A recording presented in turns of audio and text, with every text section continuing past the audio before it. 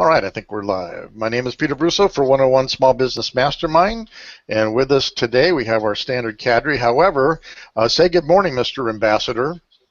Good morning, Dick. We'll explain that in a minute. And say good morning, Mr. Ambassador there, Frank. Yeah, good morning, Mr. Kerry. No, the other ambassador. I'm sorry. The real ambassador in the room. Please stand up. There you That's go. right. There you go. All right, so we got quite the show today for everybody. And first up on the deck is my WordPress update. Oh my gosh, you thought we were done with this. Well, yesterday, as a matter of fact, I should have pulled up that darn, I'll have to do that. Hang on here. Yesterday, we're working on Dick's site. I was so proud to show him around WordPress and how we can change themes and this and that. It's no big deal, how easy it's supposed to be. And lo and behold, we got a fatal error. And let me make this large enough for everybody to see well. See if I can share my screen here. So we were tootling along, minding our own business, and I'll see if doesn't look like I can get there. Oh, here it is. I can do that. You guys tell me when you see this. You see it? I see it.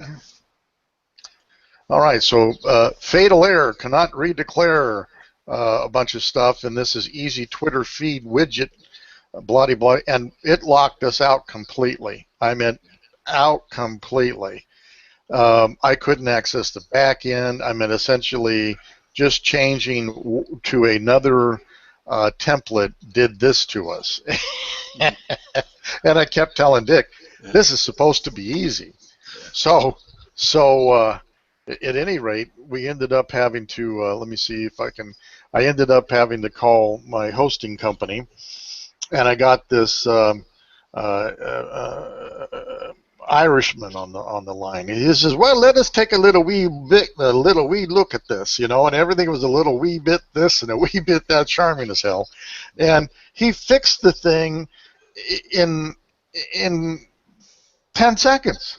I said, "Wait a minute," because he said, "Now try to log back in." I logged in. We were fine again. I said, "Wait a minute, how'd you do that?" Well, he says, read your fatal error, and it said it was in the plugins, and so he went in the back door, which I could have done and did do because he showed me how to go do it, and just changed the name of the plugin that was causing the problems, and we're back on the air. Wow. So I learned from our fatal error yesterday, Dick, on your site on how to do that. But so the other thing is, and we're going to go quite a bit into Dick's world here, but let me see. I want to get over to Dick's site. I thought I had you all queued up there, Dick. Well, I'll have to go back over here. Hang on a minute, guys. Anyway, our WordPress update. Yes, sir, Bob. This is Dick's site. Let me share my screen. Spend half our time trying to figure out how to get the screen share going here again. All right, here we go. This is Dick's dashboard, the back end, and all we did basically was we installed this Business Guru theme, which killed us off. But I found this new theme here, and we'll go more over that. But you can see these are all various themes that I tried, and we looked at them and didn't much like them and stuff like that. So we finally got where we wanted to go on that. So the next thing, that's kind of my update is, gee, I learned how to kill a site and how to bring it back. My next thing I want to share is how we can all make, would we all like to make $4.2 million? I think so. Dick's off the air for a second there, but here we go. Right here. Let me know when you got my screen. I can see it. Okay. Mr. Bogashev. Yes, Bogashev, Mikhail Lovich. number just jumped up for $4.2 million because he, and this is the first time I've seen this, he made virusware, the Zeus virus malware that attacked over, enslaved half a million to a million computers at its peak in 2004. And so this is the first time cyber criminals are high up on our list, I think. So is the web getting more and more important? You bet it is. So I thought that was pretty interesting. And then, let's see, I want to stop sharing that one. And over here, unbelievable, well, let me get over to it first. Is technology changing things? You betcha. And I'm going to screen share that. And Obama will be very happy with this. Tell me when you've got my screen. I've got it. Okay. Appy Geek hits again. Selfies could replace passwords to pay online. And also MasterCard has got it so you can pay out in the real world by taking a selfie of yourself. And with their app, it identifies really that you're the right person as opposed to passwords. Imagine that. So then identical twins could pay for each other? I think so. I think, God, Frank, you know, you always find the 1% screw up of that. Sorry about that. Jesus, Frank. Jesus, Frank. That was my first Here thought. we go, you know. Okay, got it. Sorry about it. Well, I don't know how they would stop you from taking a picture of somebody and then making a cutout mannequin and hold it up and take a picture of it too, right, for that matter. But right. I don't know, maybe the depth of the pixels or I don't know. But at any rate, very interesting stuff that they're looking to launch this on iPhones 5s and 6s as a trial run. MasterCard is doing that. So that's pretty interesting, I thought. Yeah, it was. And that concludes my 7 minutes of really long intro here. So, oh gosh darn it, Frank. What do you got? I wasn't all queued up for you here. That's okay. You know.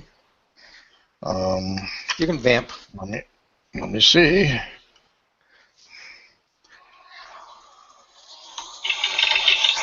Hey, there it is. There it is. The ticker tape. Twin, this week in the news. Small business lessons. This week in the news is, hey, face mash. Thank you for the small business lesson. What the heck is face mash? Face mash is a terrible, insulting, woman-degrading program that was created by a punk.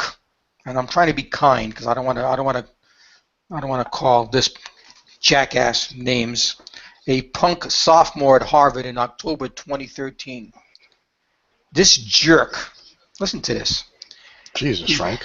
Yeah, I know. You're not even heavily opinionated. I have 2 daughters. You have a couple of daughters. So he hacked into Harvard's computers and extracted the dorm pictures of females on campus. Okay, well, okay. But then, listen to what he did. Talk about degrading. His program then posted 2 pictures side by side of 2 different females and asked the following sexist question: hot or not? And the guys would vote. Isn't that awful? Just a thought of that. Just a thought of that. Everybody knows who's hot, and, you know, that type of thing. So you have a little bit. But so a girl who's hot said, "Oh yeah, I was voted hot." So Whoopi, so she's the cheerleader. How about these pure, beautiful ladies, and everybody's beautiful, who they're not vote by a bunch of testosterone-filled guys in their dorm room, right?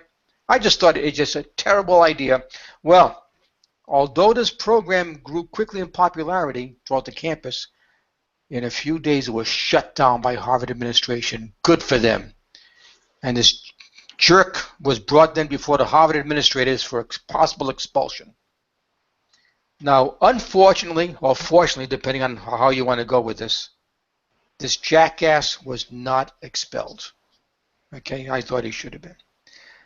But based on the raving success of FaceMash, he went on to create another campus popular but less controversial program. This program became so popular in 2010 they made a movie about his program. It was called The Social Network. And of course, I'm talking about Mark Zuckerberg and Facebook. Wow. That was Zuckerberg's entree. Now there was the Winklevoss twins and everything else between that, but Facebook is Facebook. That's the twin we're going to talk about. Let me tell you about the current stats about Facebook. With the quarter that ended in April of 2015, their revenues, just for the quarter, were $3.58 billion in the quarter. Their net profit, everybody talks about profitability, right? They made in just those 3 months $509 million.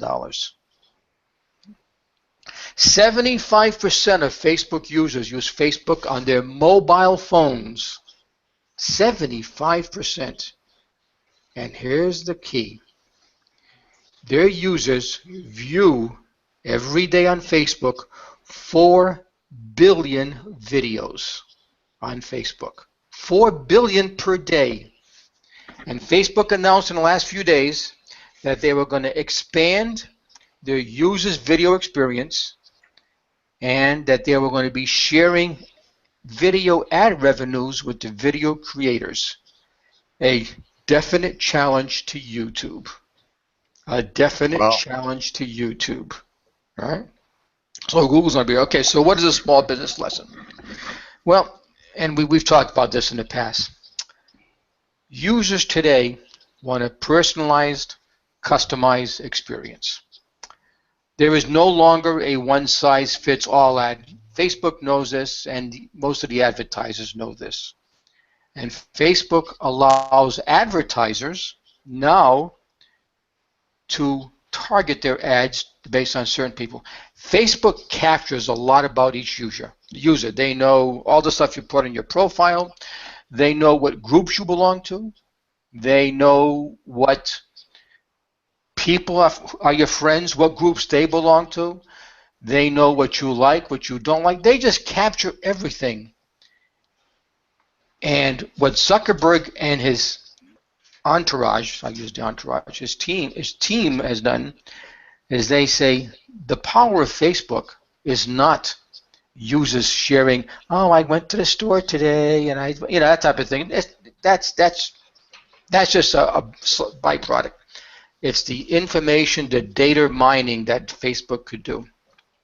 And I'm working with this gentleman from the Midwest, and he is really delving into this. And he is able now, and he's doing work for a couple of clients that he's picked up in the last 10 days. One is a medical practice in which the medical practice came to him and says, I would like to increase my new patients, but I want my new patients to fit the profile of my top 20% paying patients. I don't just want any patients. I want the patients that are going to spend X amount of dollars. It's in the cosmetic procedures that he does. And he's able now to go into Facebook and lay out the demographics and now target those people. And that's pretty cool. But then he came across this one. And I think this is the seed, the germ of a huge opportunity for advertisers and for people like us. Facebook has, and I went through training on video this week, has a bunch of stuff. It's called custom audiences. You define your audience, so forth. Interest, age, male or female, homeowner, renter, the kind of job you have, what you like. I like stuff, that kind of thing, kind of music you like. But then they have a little button you click on. It's called behaviors, and they're just now building that out. And one of the behaviors is, based on all the stuff that Facebook knows about you, we can identify people most likely to move in the next 6 to 18 months. Wow. This guy, and I don't want to talk about his name because he's not on, and I'm not I don't want to talk about it, mention his name, but he has just picked up a real estate client, a realtor, real estate agent. Real estate agents, when they want to go in and they want to specialize in a particular community or a particular town, even a particular county, here's what they're all trained to do.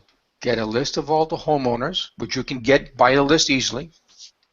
And they have companies who sell them pre-formatted postcards that you can put your picture on and all. Yeah, everybody's listening. And you just mass mail 30,000 cards at a time.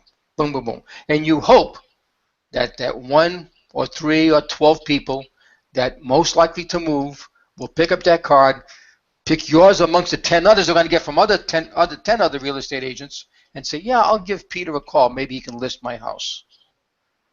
What this guy's now be able to do is, I call it, he's created a marketing agency.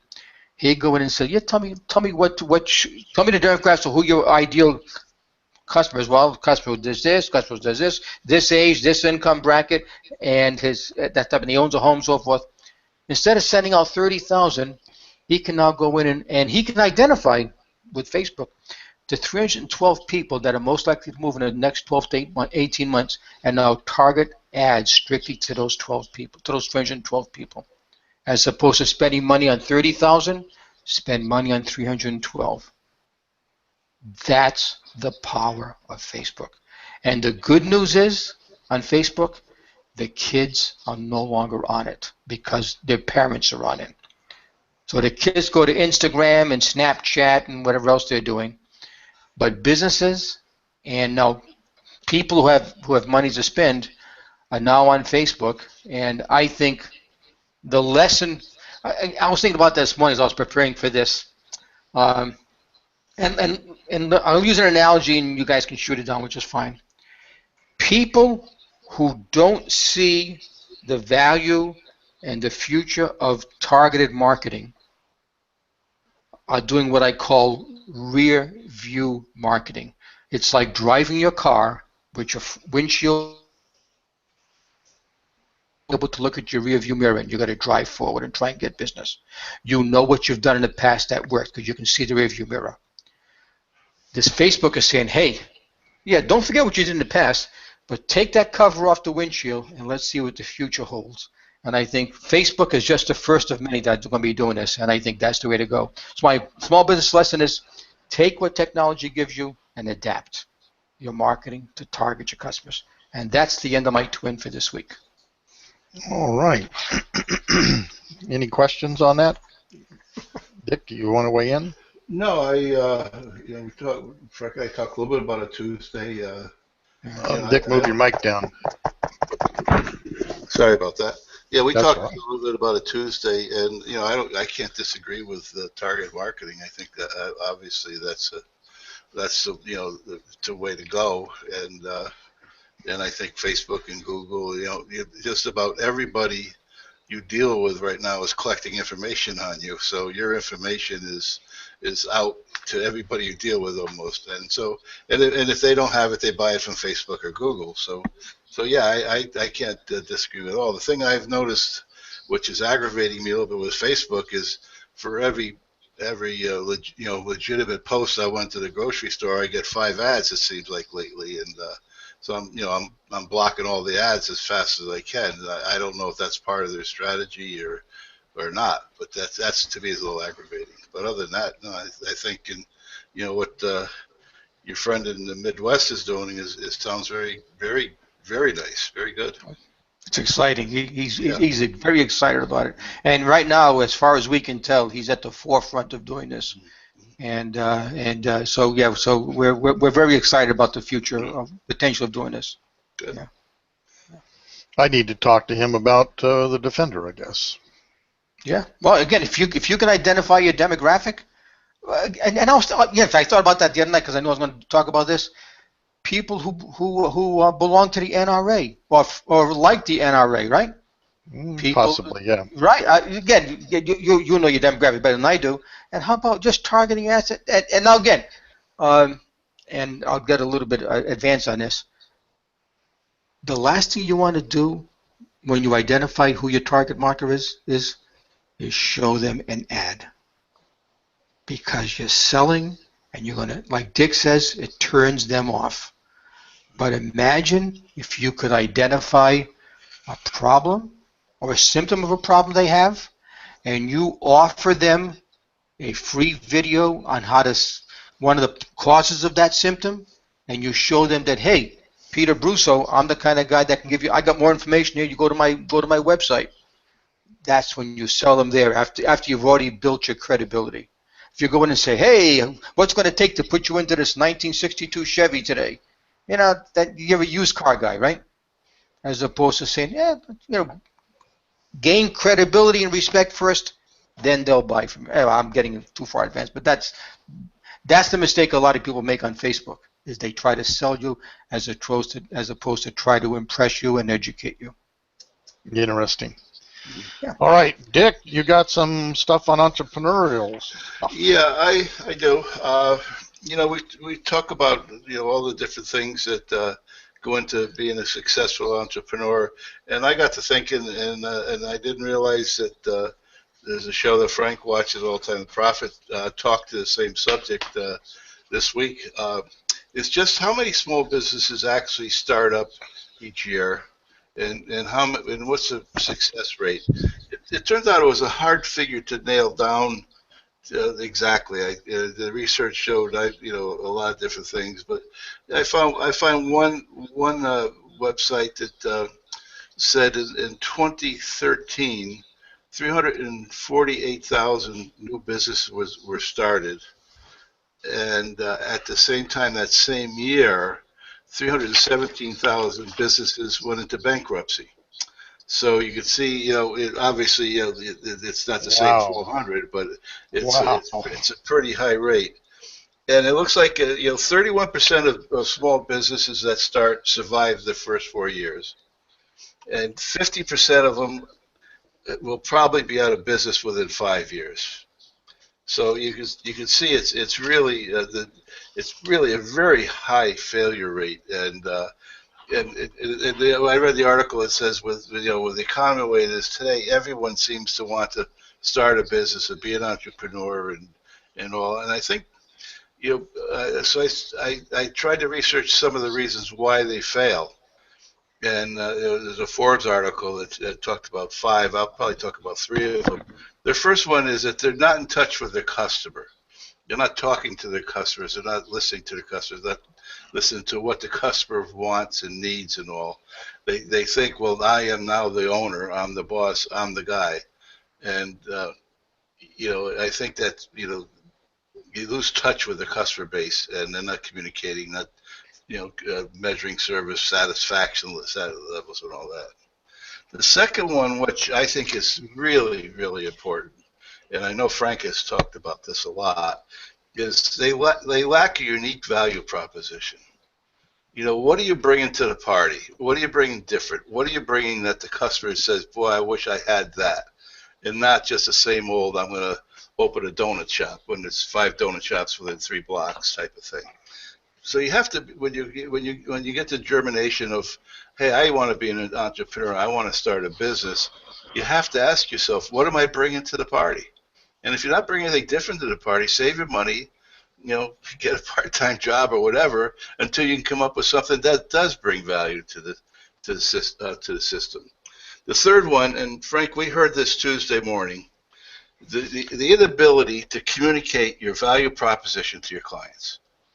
If you can't in 30 seconds or a minute even say, hey, here's what I bring to the party, here's what I bring to the customers, here's what you need, and I satisfy that need, you're never going to be successful. You have to be able to talk about your business and what it's going to do for your client. So the fourth one is lack of leadership. I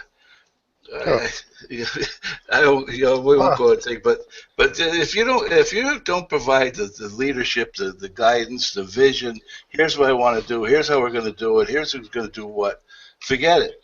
Stay home, stay in bed, play golf, smoke cigars and read your Kindle like I used to do. It's your waste of time, because if there's no leadership at the top, there's going to be no direction. It's not going to work. And the last one is the inability to put together a business profile with a profitable stream of income coming in. In other words, put together a very simple, if need be, business plan that shows here's my expenses, here's my sales, here's how I'm going to get my sales, and timeline them out. You can't bootstrap something like that. You have to have a rudimentary business plan to go. And this is from Forbes, which I think most people recognize as pretty good information. And I think it is good information. So the advice that I would just give anybody sitting out there that has a germination or an idea of a business, sit down and go over those things and make sure you've got the covered base. But the key one, you can have the best business plan going. You could be the greatest leader in the world. You could do all these things. But if you don't provide a service that is perceived to be needed by the client base you're trying to serve, you're not going to be successful. So think that out. Think through what that is, and then do these other things to launch your business. So that's kind of a quick synopsis. I was amazed that the failure rate is over 80% of businesses that lasted more than 3 or 4 years. So that surprised me. I knew it was high, but I didn't think it was that high. So that's kind of a quick rundown.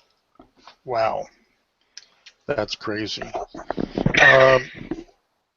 Frank, you want to weigh in on that at all? Yeah. On the profit this past week, again, it's on CNBC. A guy named is Marcus Lemonis, who's the head of Camping World.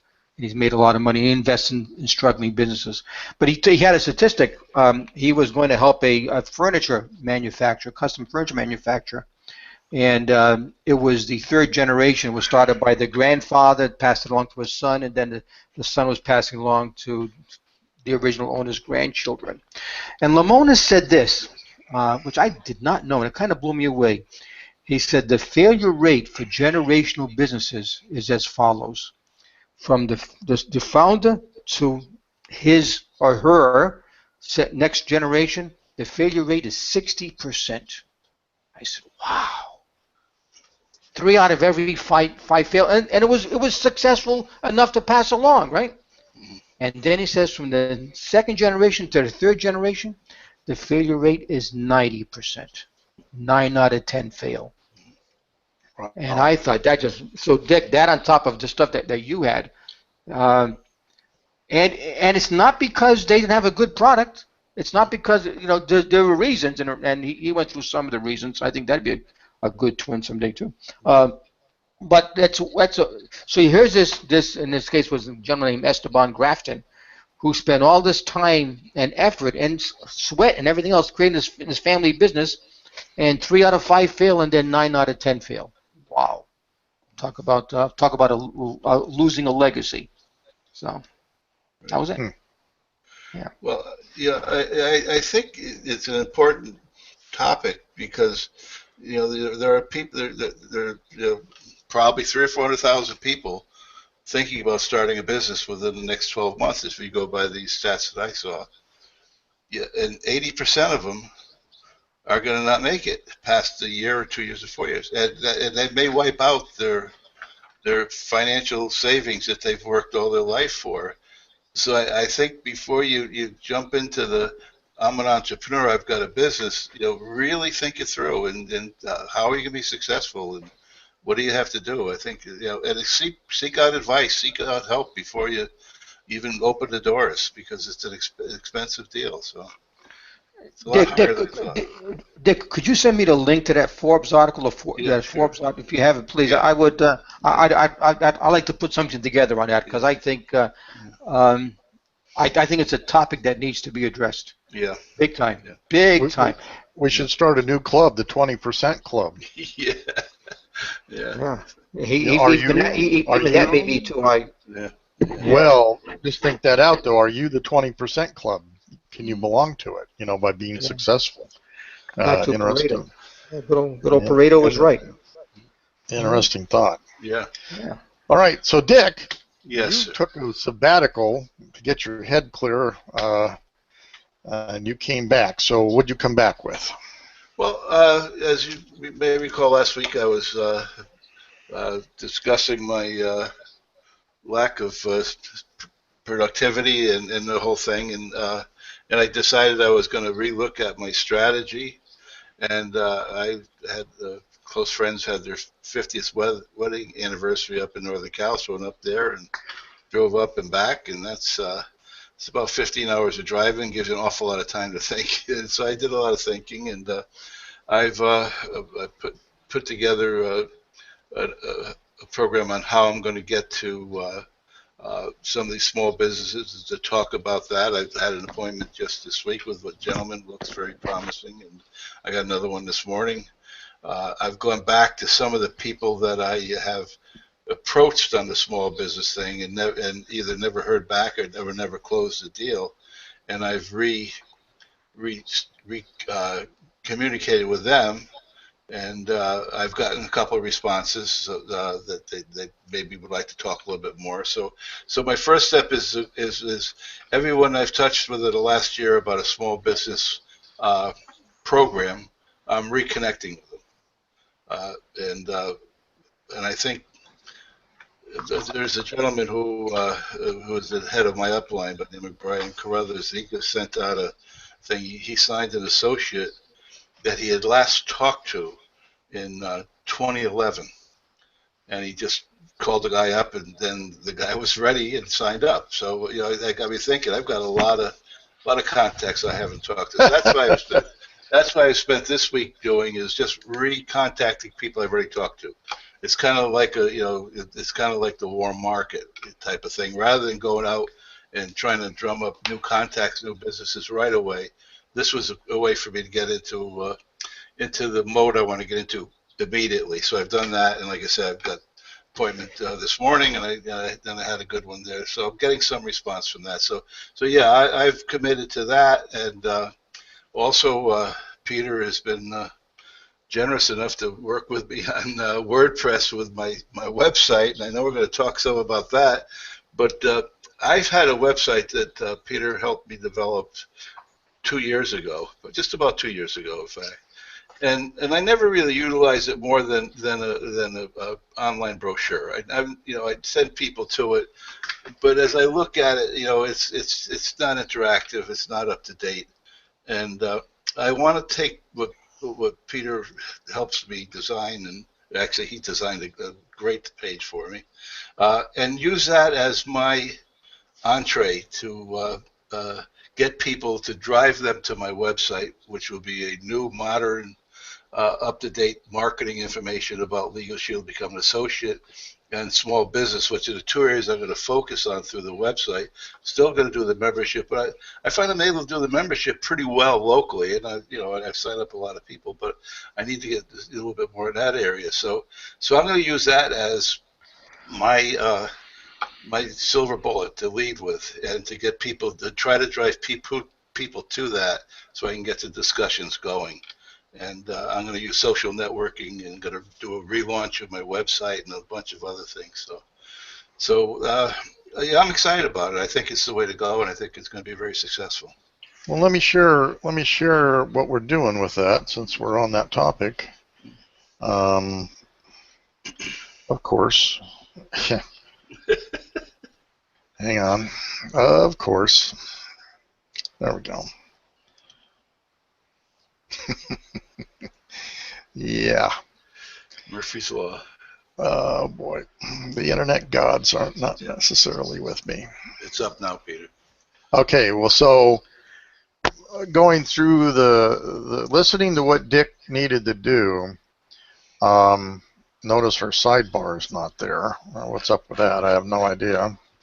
But going through this whole thing, I found this one template here that we could make, and it focuses you directly into, I think anyway, and Dick, we can change all of this stuff, right?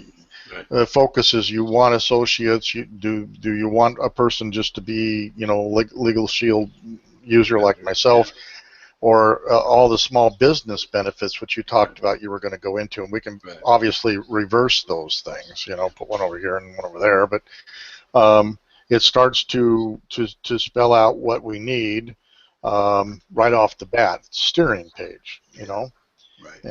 And so I think that's a real good thing that we can work with right away, and yeah, Oh, gotta love these float-in Yeah. Twitter stuff and everything. But I think that this approach will certainly help out what you want to do. And then Absolutely. and then Be careful. everybody's yeah, really. Now here's my sidebar that's supposed to be working, so I'm not sure what the heck. Um, tell you, every one of these things is different, absolutely different. And see, I have no widgets available here. God darn it. Anyway, it's so easy. Anybody can do this, you know. but but this is the back end. Oh, here, maybe I can get to it from another thing here. Here's another possibility. Theme options here. Let's see what we got here. But let me see. Blogging is one of the big things that what I was trying to get to. Here, by the way, here's these steerable areas. And yeah, see, I can't get there from here either. Yeah, see, I can't even get there. And why isn't it up here? I have no clue. It's supposed to be running down the side here. Let me refresh the darn thing and see what happens. But basically, what the strategy play was is you wanted to utilize this as a blogging platform as well. Maybe because we don't have any blogs or events. We had events up before, so I don't understand why we don't see event planning where you're going to be networking, all that stuff. Right. Maybe maybe it's still somewhere I've got to figure out. Here's some. We can do sliders, yes, of course. Call to actions, messages, main message. Unbelievable. I guess you have to upgrade to use the sidebar. I don't know. Anyway, this is the challenge. Everything is different. But we were going to be putting in events, which we had 2 events already listed here. One is our live podcast today, your lunch tomorrow at Perch, which we can view that that page here. So here's, which is pretty cool. Gives the place you're going to be at and an interactive map from Google. So they'll be able to find you, to hang out with you, all that kind of good stuff. Yeah. And then once I get all this, we're going to work on this on Friday, tomorrow, get all this stuff laid out. And if we can't get the sidebar working right, we'll go find another template until we find what we want. Right. But here's the up and coming event. So when you go to network at La Quinta or any of the places, you can just put that in there, and people will know obviously where you're headed. And if they want to learn about being an associate, we just click there. It takes us to our associate page. Start your own business. But we can focus it to any page we want.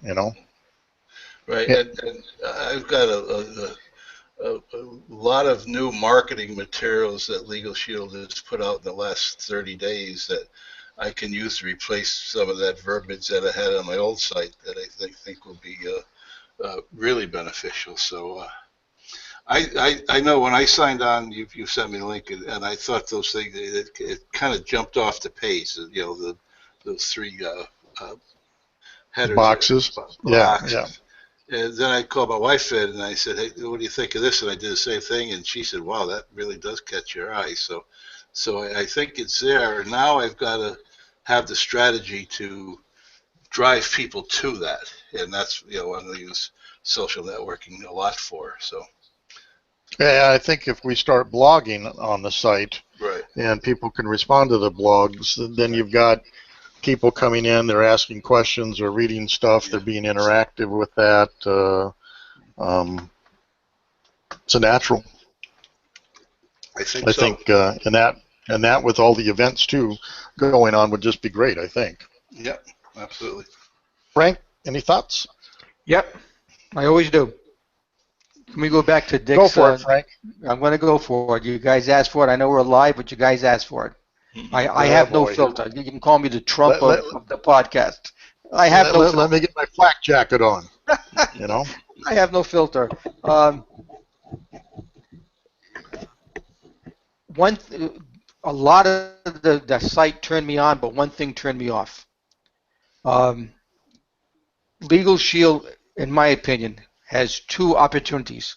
It offers protection and offers a chance to start your own business. Correct?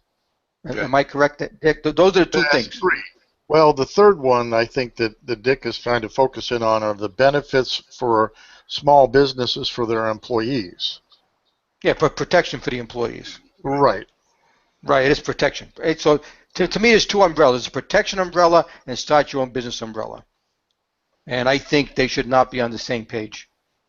I think the home page should be all about protection for the individual and the employees of the small business owner, and then Dick can have a / associate that he can send people to that strictly talks about just start your own business.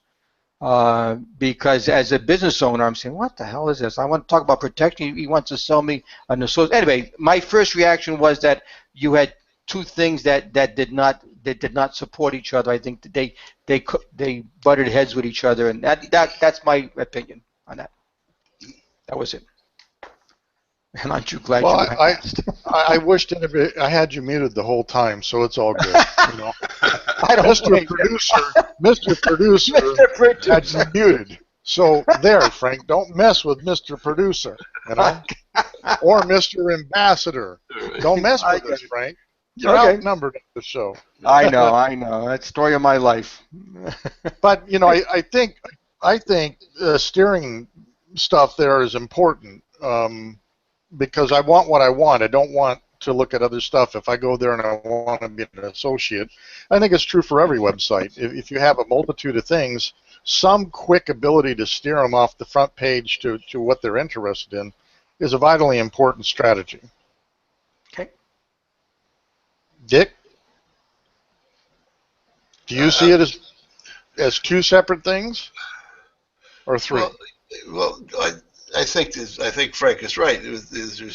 I have two goals in my business. One is to protect people and businesses, and the other one is to build a business with people. So there are two different distinct functions. I absolutely agree with that.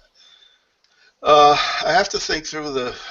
I still think there's three because if you're pitching me the benefits of a small business owner for my employees, you know, I might not even care about protecting myself, Dick. I want my employees, and I want to go read about that. Yeah, there are subtext below the protection umbrella. You know, Right. there's individual protection, there's small business protection, and there's group benefits protection. So the protection umbrella has subtitles underneath it.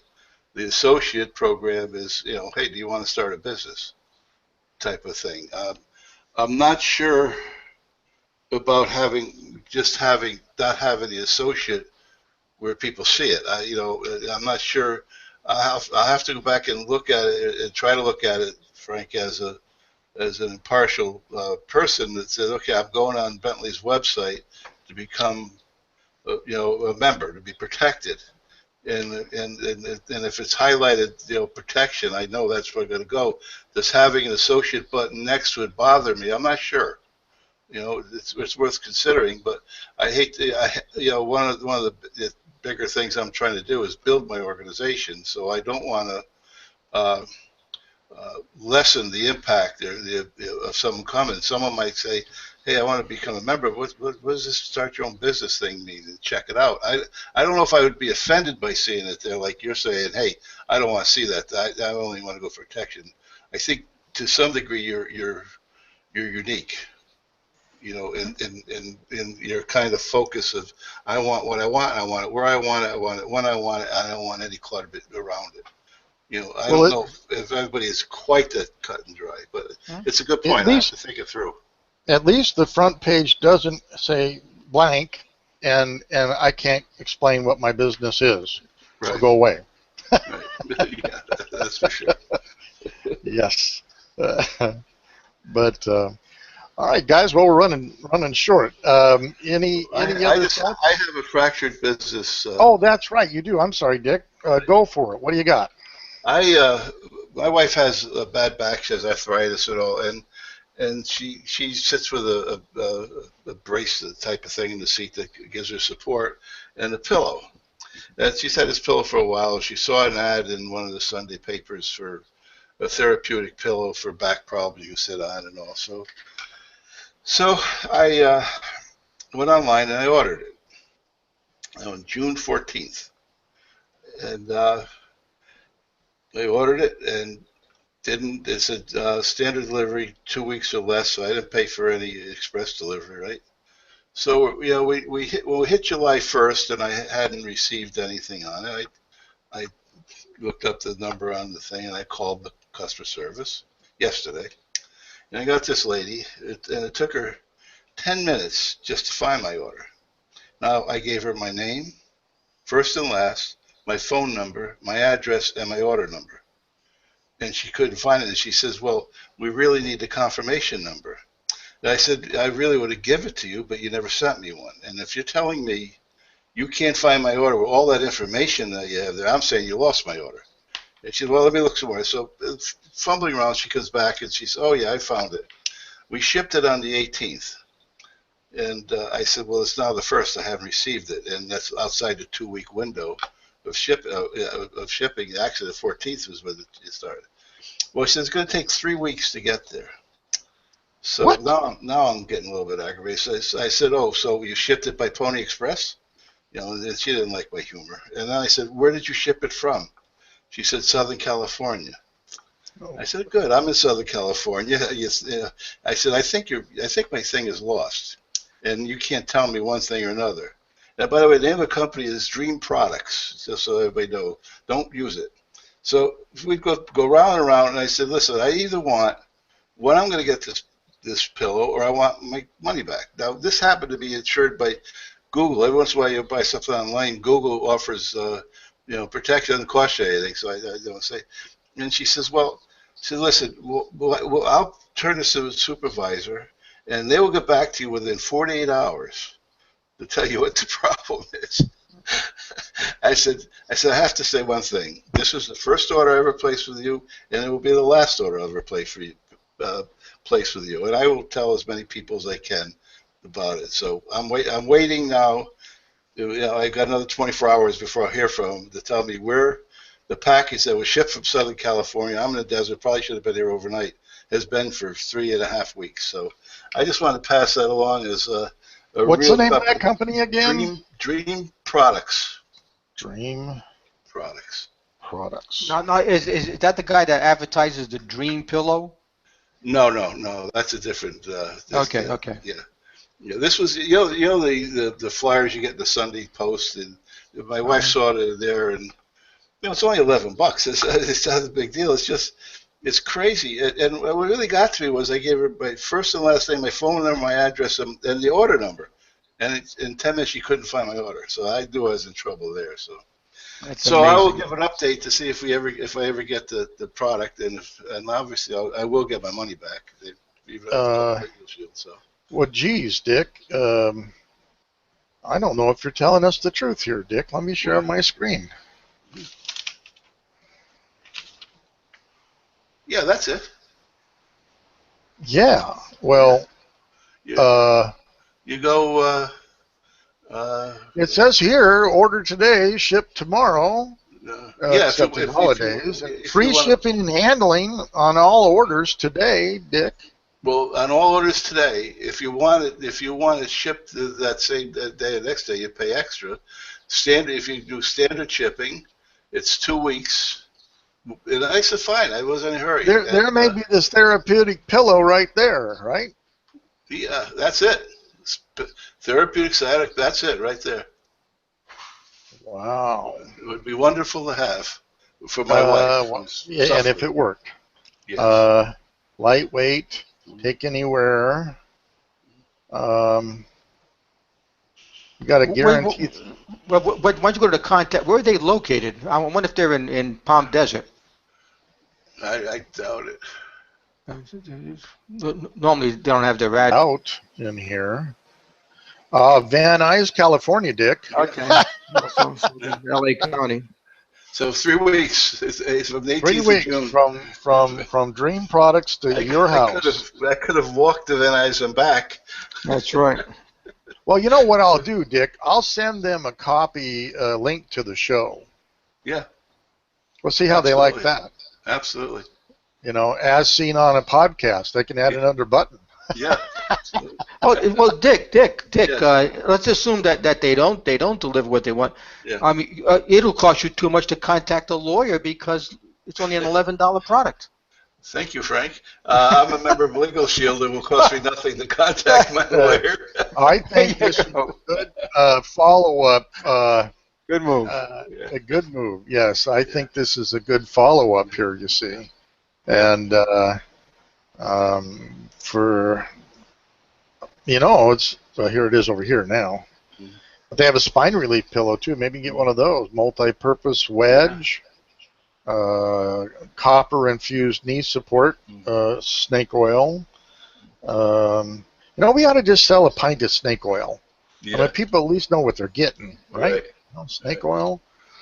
Order today, ship tomorrow. Yes, indeedy. Well, that'll be interesting. Right. So Well, I'll give an update. we'll have to have you give an update. That'll be fun. Yeah. All right. Anything else, guys? No, sir. That's it. All right. Say goodnight, Mr. Ambassador. Good night, Dick. Good night, Dick. All right, hang on.